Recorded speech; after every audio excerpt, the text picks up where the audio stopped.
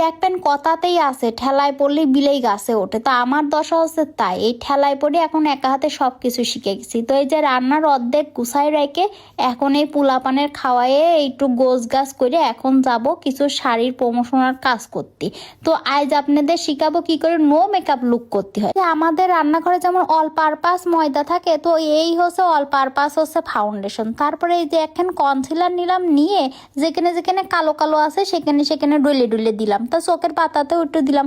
তো সেটাই আবার ওই একটা ইয়ে দিয়ে ঘষনা দিয়ে একটু ব্লেন্ড করে নিলাম।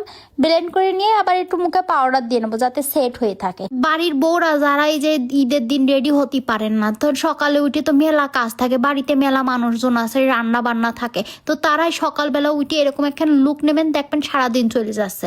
তো তারপরে কি করবেন, চোখের পাতায় তো কিছু একটা ডলতে হবে। তো আপনি একটু পিঙ্ক কালারও নিতে পারেন, আবার যদি খুব নর্মাল লুক চান তাহলে করবেন কি, ওই আপনার চোখের পাতায় যে কালার আছে সেই কালার নিয়ে ঘষবেন। অত ওই ব্লেন্ড টেলেন্ড করা লাগবে না, ওই হাতের আঙুল দিয়ে মেলা সুন্দর করে ঘষবেন, দেখবেন ব্লেন্ড হয়ে গেছে।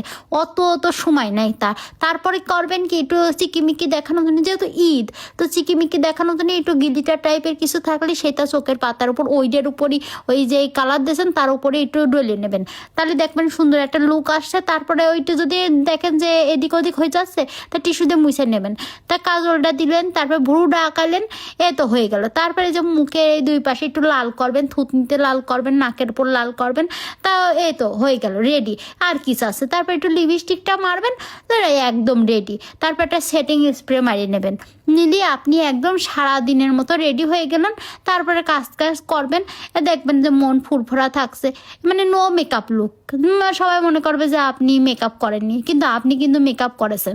আর ছবি তোলার সময় তো কোনো কথাই নাই, এর সাথে যদি একটু ফিল্টার অ্যাড হয় তাহলে আপনার একদম ঝাক্কাস দেখা যাবে। মাঝে মাঝে আমার ওই ছবি টবি দেখে অনেকে কন কি যে আপু আপনার কি একটাই আইশ্যাডো প্যালেট?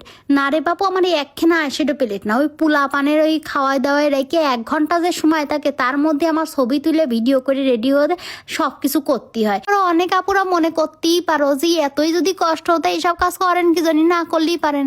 সত্যি না করলেই পারে, কিন্তু ওই যে এত কষ্ট করে আইডিটা দাঁড় করাইছি, এত সহজে ছাড়িয়ে দেবো। যাই হোক, আজকে আমি একটা জামদানি শাড়ি পরবো। জামদানি শাড়ির সাথে আমার কাছে মনে হয় যে সোনার গয়নাই একদম পারফেক্ট মানায়। সোনার গয়না নাই ওই মুক্তোর মালা, এছাড়া মনে হয় জামদানির সাথে আর কিছু মানায় না।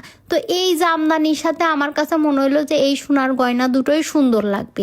যেহেতু একটু বউ বউ লুক নিতে চাচ্ছি, মানে নতুন বউ, তো নতুন বউ লুকের সাথে এই জুয়েলারি একদম মানাবি। মুক্তোর মালা তো আর নতুন বউরা পরে না, তাই না কন? সব কিছুই ঠিক ছিল জানেন, কিন্তু তারপরেও কি যেন মিসিং লাগছিল। তারপরে মনে হলো ও আমি তো হাত ভর্তি চুড়ি পরিনি, আর এই চুড়ি যদি না পরি তা বউর লুক আসবে।